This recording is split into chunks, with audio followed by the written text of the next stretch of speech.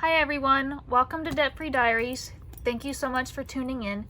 Today I want to share with you how I have been tracking our debt payoff progress by using a simple Excel spreadsheet.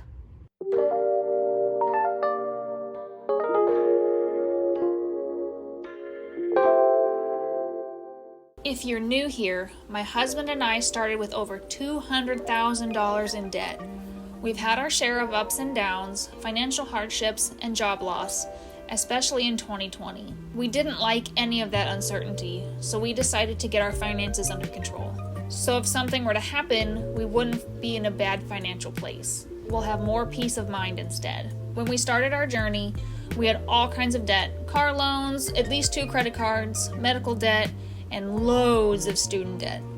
At one point, I think I had close to $10,000 in credit card debt, $18,000 in car debt, and about $200,000 in student loan debt.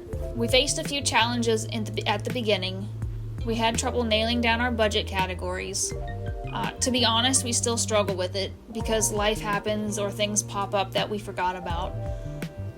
But along with setting up and tracking our expenses, I wanted to better track our progress. So a couple of years ago, I came up with my own debt tracker about tracking everything so I could remember our story and, all the progress that we made in each month that we paid, what months we paid how much, and, all things like that.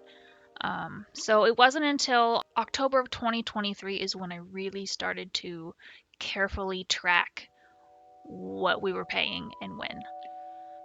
So month 1, we had previously paid off so much before this. Unfortunately, I don't have any record of it. There was another credit card before this. There was another car before all of this. What else was there?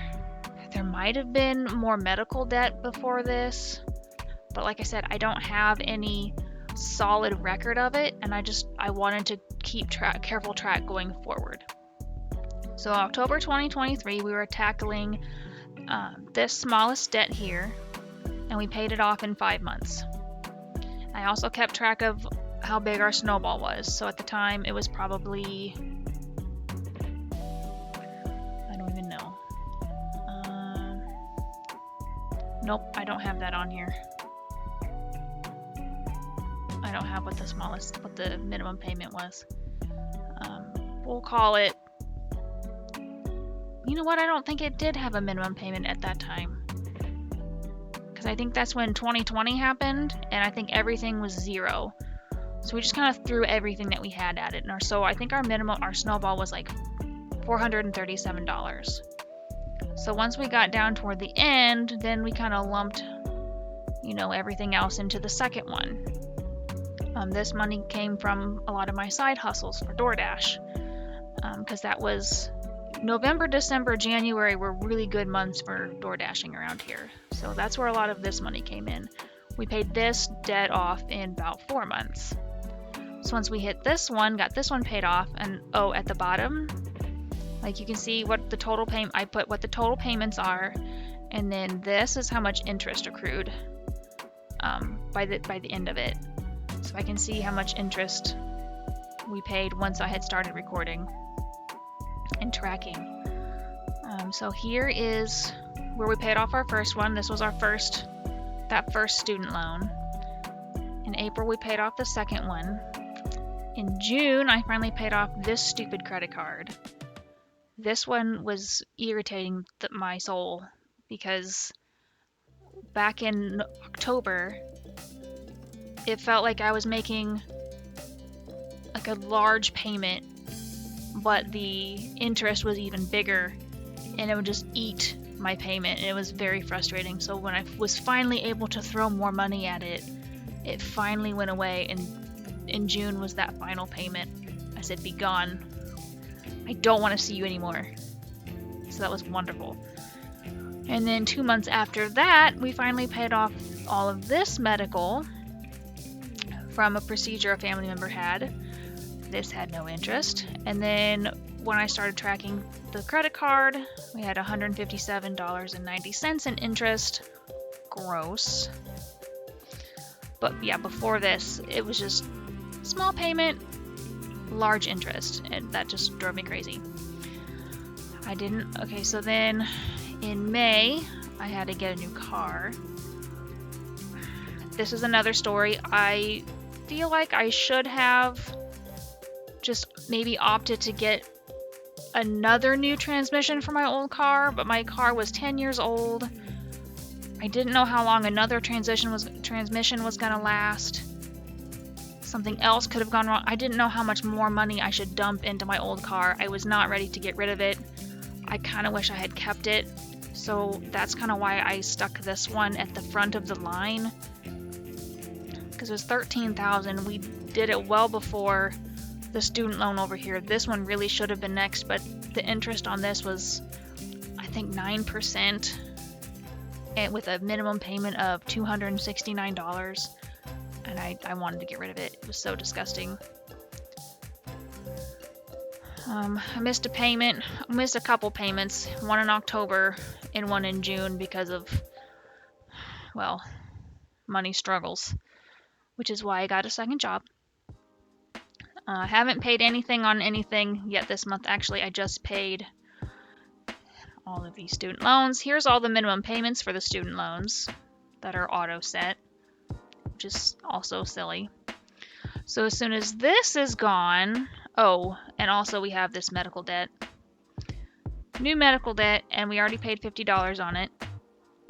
This is upsetting as well. So as soon as this is gone and this is gone, then we will work on the student loans. Those will finally be gone. So in 2024, we paid off 4 loans, as you can see. Down here is where I keep the snowball tracker. Our total snowball should be $1,993.83, but right now we are not able to pay that, so I'm making the minimum payments on everything, plus any extra money that I earn from my second job. My second job, I have been hoarding my paychecks. Well, not my paychecks, my tips that I'm getting from the pizza delivery, and they still have to fix my paycheck because I'm getting another state's wages instead of the state that I'm living in. So hopefully Friday, when you guys are seeing this video, I'm getting my real paycheck. So I'd like to throw that into this as well. Maybe a little bit into savings too, depending on how big the check is. Just to kind of start saving for personal property taxes and maybe any surprise tax expenses that we have coming. So where are we now? Since October of 2023, we have paid nearly $28,000 in debt, and we have about $96,000 left.